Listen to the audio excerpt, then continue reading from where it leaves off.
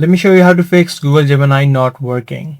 If you're having issues using Gemini on your mobile devices, then let me show you a couple of solutions that you can try out. The first thing that you can do is try to clear out the app cache of the Google Gemini platform. So what you can do is just tap and hold the app and head over to this eye icon.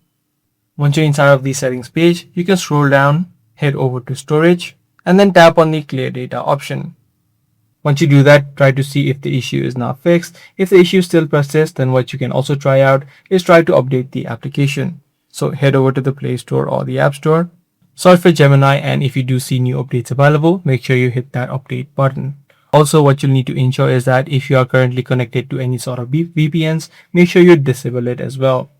Lastly, if none of these solutions work out, then what you can do is uninstall the app of Gemini from your device and then again reinstall it. This ensures that any sort of bugs which may be causing the issue should be now fixed. I do hope this guide video did help you out.